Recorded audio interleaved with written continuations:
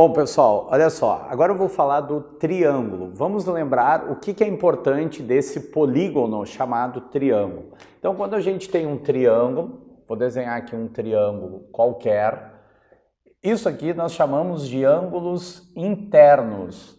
Então, eu vou chamar aqui de letras gregas, alfa, beta e π. Vamos lembrar, gente, que a soma dos ângulos internos de qualquer triângulo, alfa mais beta mais π, a soma dos ângulos internos de qualquer triângulo sempre tem que fechar em 180 graus. Então não importa em relação à medida dos seus lados aqui, a soma dos ângulos internos sempre tem que dar 180 graus, certo? Bom, agora uma coisa importante, gente, a gente entender aqui por que a soma dos ângulos dá 180 graus. Se nós pegarmos, por exemplo, um compasso, né? Lembra aquele instrumento de fazer círculos, circunferências? Se tu pegar um compasso, botar a ponta seca aqui no vértice e fazer um arco, isso aqui, ó, peguei o compasso, coloquei aqui, ó, fiz um arco, aí com o mesmo tamanho eu faço aqui e faço aqui. Tá certo? Então eu pego aquela abertura do compasso e vou fazendo isso aqui que a gente chama de arco. Como se fosse esses aqui que eu fiz. Aí tu pega esses pedacinhos e tu recorta com uma tesoura. Se tu recortar isso aqui com uma tesoura e juntar esses três pedacinhos, gente, vai dar exatamente um semicírculo. E aí no semicírculo a gente sabe que isso aqui, ó, é 180 graus, né? Já porque o círculo inteiro tem que dar quanto? 360 graus, tá? Então isso só para a gente lembrar o porquê da soma dos ângulos internos de qualquer triângulo sempre tem que fechar em 180 graus. Esses pontos aqui, ó, o encontro dos lados, nós chamamos de vértices. Então eu vou botar aqui, ó, vértice A, vértice B, vértice C. Para eu representar esse ângulo aqui, que eu chamei usando essas letras gregas, alfa, beta, gama, ou melhor, alfa, beta, π, eu posso também colocar assim, ó, eu posso fazer um triângulo qualquer, tá aqui o meu triângulo qualquer, e aqui eu vou colocar aqui, ó, A, B e C. Se no enunciado da questão aparecer isso aqui que a gente chama de vértice com o acento circunflexo, então ele está se referindo a esse ângulo aqui, ó, a esse ângulo aonde aparece aqui o vértice A. A mesma coisa é apareceu o B aqui com o acento circunflexo, então ele está se referindo a esse ângulo. Apareceu o C com acento circunflexo, então ele está se referindo a esse ângulo aqui.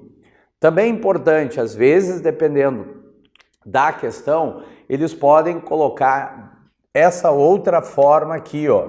Eles podem colocar desse jeito aqui, ó, B, A, C, e colocar um acento circunflexo aqui. Ah, o ângulo BAC. Ah, que ângulo é esse BAC? Então é só tu lembrar o seguinte, vai direto na letra do meio e ele está se referindo a esse ângulo aqui.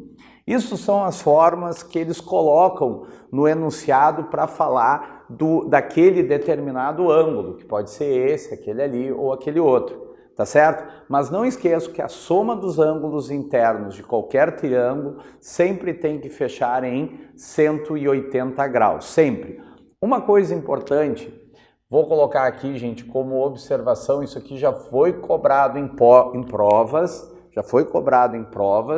o seguinte, se eu tenho essas medidas aqui, ó, vou colocar essas medidas aqui, 2 centímetros, 1 centímetro e 3 centímetros. O que vocês acham? Com essas medidas aqui, eu consigo desenhar um triângulo? Eu consigo desenhar um triângulo usando essas medidas aqui? Bom, então, o seguinte, gente. Para desenhar um triângulo, nós sabemos que a gente precisa ter 3 medidas para que forme, então, isso aqui, que são chamados de lados, e os encontros desses lados são chamados de vértices, ok? Bom, Mas uma coisa muito importante que muita gente não sabe e eles, é óbvio, né, acabam cobrando isso em prova, então é importante saber. Agora, olha o que eu vou dizer para vocês, nem sempre 3 medidas formam um triângulo, nem sempre 3 medidas irão formar um triângulo. Para formar um triângulo, o que tem que acontecer? A soma das 2 medidas menores sempre tem que ser maior que a terceira. Se isso não acontecer, eu não consigo desenhar um triângulo. Querem ver? Imagina essa situação aqui. Se eu pegasse um lápis e traçasse aqui, faz de conta que essa medida aqui, ó, tem esses 3 centímetros aqui. E agora eu tenho essa outra medida que faz de conta que aqui está a minha medida dos 2 centímetros. Quando eu vou traçar essa medida do 1 centímetro, ó, o que vai acontecer? Eu vou usar uma linguagem formal, eu não consigo amarrar isso daqui. Ah, quando é que isso vai encostar? Somente quando elas estiverem exatamente aqui em cima. Então não vai formar um triângulo. Então com essas medidas eu não consigo formar um triângulo. Aí vocês podem estar pensando, tá Bart, mas como é que eu vou saber quando que forma um triângulo ou não? Então o que eu falei agora há pouco, a soma das 2 medidas menores sempre tem que ser maior que a terceira. Quem são as medidas menores que eu tenho aqui? 2 centímetros e 1 centímetro. Notem, se nós somarmos 2 mais 1, 2 mais 1, ó, 2 mais 1, isso aqui não é maior que 3.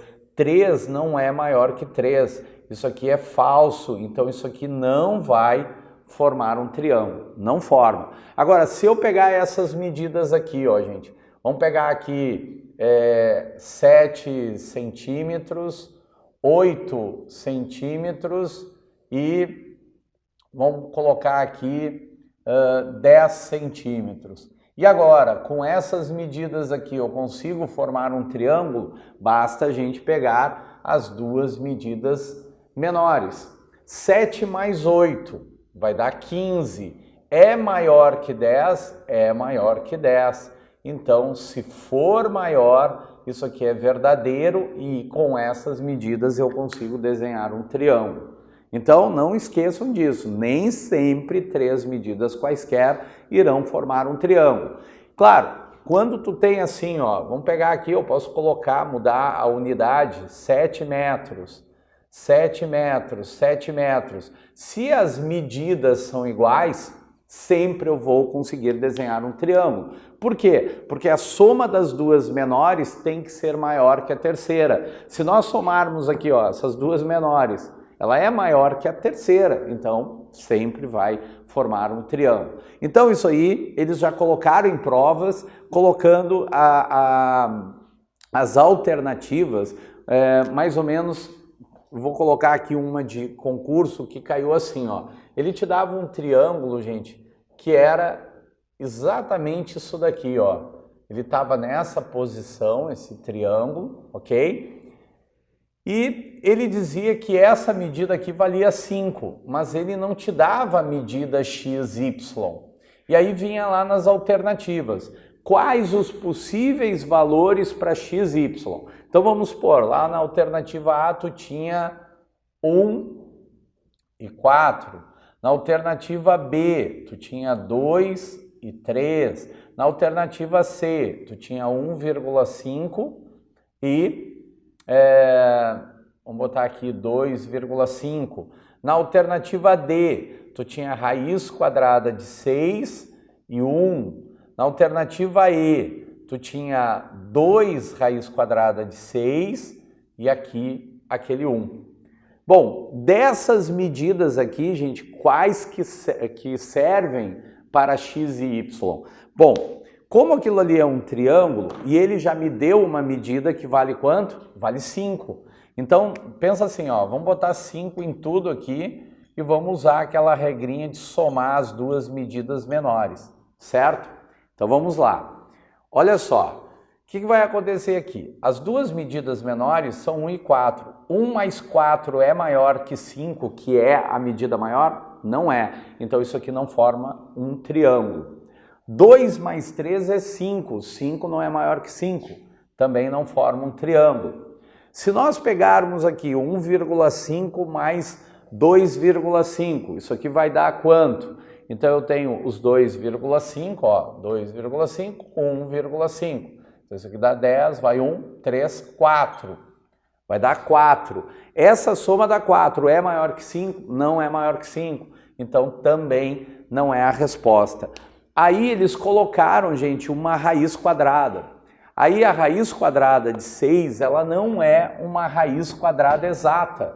Não é. Mas aí o que a gente faz? A gente poderia lembrar de uma raiz quadrada que seja exata antes da raiz quadrada de 6. Então a raiz quadrada de 4, a gente sabe que isso aqui é igual a 2. Qual é a próxima raiz quadrada exata? Será a raiz quadrada de 9, que é quanto? Que é 3. Ou seja, raiz quadrada de 4 é 2, né? Porque 2 vezes 2 dá esse número que está aqui dentro. Raiz quadrada de 9 é 3, porque 3 vezes 3 vai dar o númerozinho que está ali dentro. Tá, então está aqui as raízes quadradas exatas. Como aqui é raiz quadrada de 6, gente, ela não vai valer 2 e não vai valer 3. Provavelmente vai ser 2, alguma coisa. Então não precisa saber o valor exato. Então isso aqui vai dar 2, alguma coisa. Somado com aquele 1, vai dar quanto? Vai dar 3, alguma coisa. É maior que 5? Não. Então também não forma um triângulo. Agora esse aqui, quanto é que é mesmo a raiz quadrada de 6? Né, um valor que eu posso chegar aproximado ou ter uma ideia? Ah, Bart, ele é 2, alguma coisa. Beleza, 2, alguma coisa vezes aquele 2 vai dar 4, alguma coisa.